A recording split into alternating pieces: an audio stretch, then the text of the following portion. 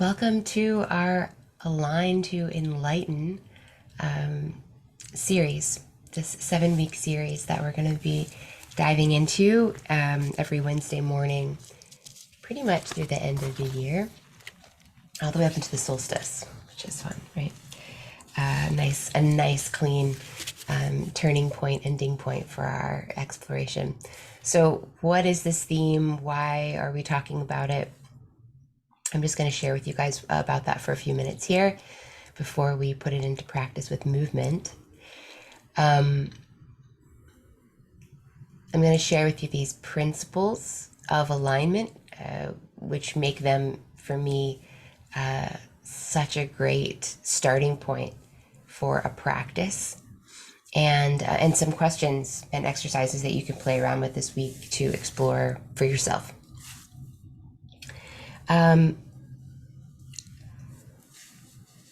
I call this Align to Enlighten, and I want for everyone to explore for themselves what enlightenment means. That is a word that basically means that, the traditional primary highest goal for a meditator, for a yogi, for a spiritual practitioner. And the way that that is described is very common across all of the teachings that I've studied across different traditions, and also unique. And so, one of the things that I'm going to be asking everyone to explore at the beginning of this little series is, what does enlightenment actually mean to you? And if you're someone like many of us for whom that word maybe doesn't mean a lot or feel very resonant or impactful or important, that's okay. In that case, just reflecting on your personal goal for meditating. And something that I've learned is that often if I'm having a hard time with something or don't feel like I'm getting a lot out of it, or I don't seem to be able to make time to do something, often it's because I'm actually not really clear about what it's doing or why that's important. And so, in a way, we always reflect on this when we meditate in the style that I teach, when we check in with our intention. But that is one aspect of this exploration for sure. Is, what are we aligning for? What are we meditating for? And yeah, I invite you to explore that for yourself.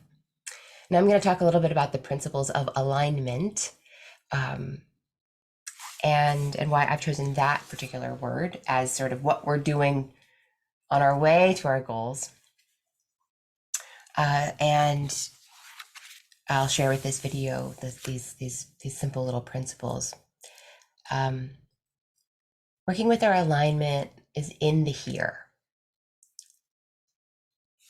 Alignment already, right? As soon as I say it, it gets us into the embodied. It gets us into this direct experience that we're having now. It gets us working with what is real, what we've actually got. That theme of the real comes back again and again. So next, it's in the now. Working with alignment brings us into the now. We could always become aware of alignment right now. Do it right now. Okay, all right. Oh, my alignment, right? We can always become aware of that, the feeling, the direct experience in the now. We notice our instincts to adjust alignment kind of just coming on naturally. And we can look at this moment of the now as the main gate, as a gateway, right, to reality, to that direct experience of the real self.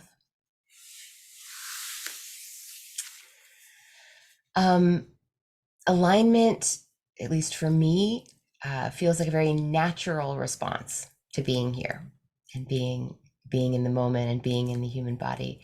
And nature is where it's at. Nature, in the sense that I'm using it, really means reality, the universe, the cosmos, the Tao, the way of life. And as we go deeper, I think this it'll make more and more sense why that's important to me and why alignment helps us so much, again, to kind of just drop back into the nature of how things are. How alignment, how getting aligned in our physical body, our mental, emotional bodies, is to really align ourselves with nature and to get ourselves in that right position or posture so that then nature does the work, right? The energy can flow. When I'm in this posture, how's my energy flowing, right? When I'm in this posture, how is my energy flowing? And just coming to see for ourselves with our own eyes, with our own feelings, how we are aligning and how we are allowing nature to do its job when we get aligned.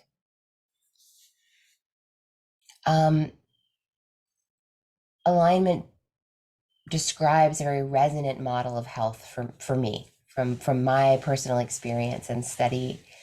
And this is a model of health that recognizes and respects multiple parts working together to create one whole.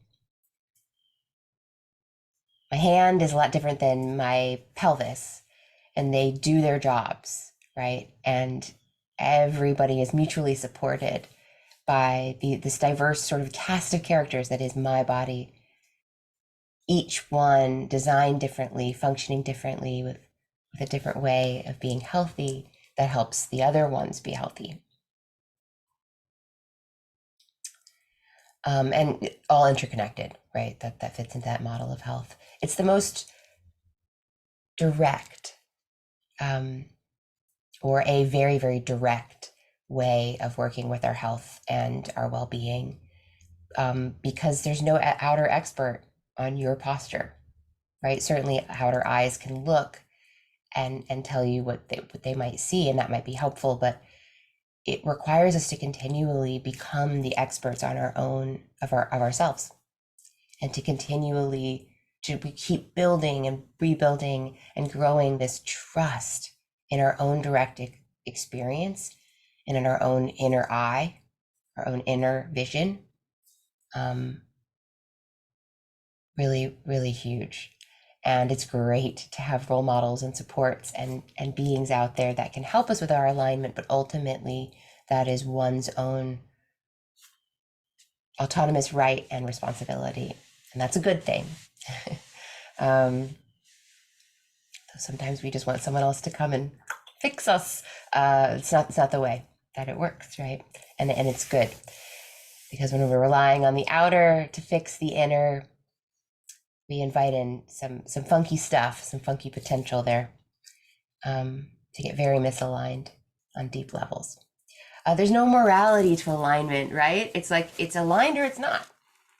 I'm not a bad person because I'm in alignment, right? We can obviously bring with our own minds that kind of projection, but the reason that I'm going to get into a slightly different posture isn't because I'm better or worse, right? It's just because of how all the pieces fit together. That also is going to be helpful for us to not fall into moral traps of projection and idealizing. And it works on the subtle level, right? Alignment works on this subtle level. We're just making little adjustments to what already is. We're not imagining that we need to be something completely different. We're finding the alignment that we can with what we've got as it is in the now and here. And when we're working subtly like that, I find also the results are much more lasting. We may not see them in the smaller scale, right? We may not feel totally transformed because we have made a little adjustment in our pelvis or shoulders. But over time, the regular awareness of alignment makes really huge transformational shifts. And this is a more powerful place to work than the drastic but short term. All right, those are my little principles of alignment. And I'm going to go ahead and wrap up this little talk.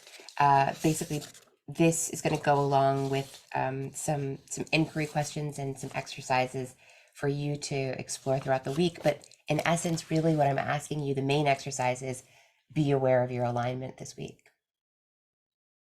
And then you can contemplate some of the things that we've discussed and dig in deeper. And those questions will help you do exactly that. I'm going to go ahead and close up the little talk section with a quote from my teacher. And my teacher's name is Nisargadatta, Sri Nisargadatta Maharaj, if you want to put in all the honorifics. And Nisarga actually means natural. It can also mean the primordial, unshareable, unnameable.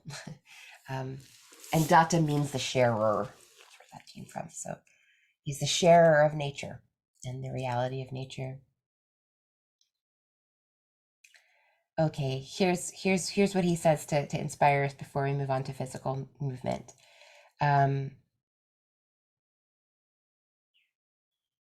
There is a power working in the in the universe for enlightenment and liberation. It is the unifying factor. Unity liberates, freedom unites.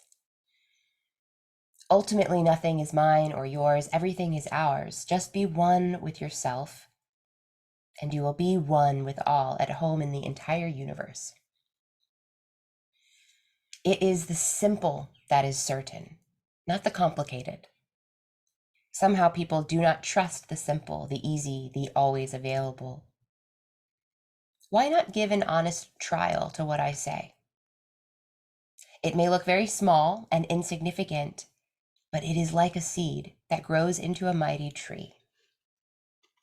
Give yourself a chance.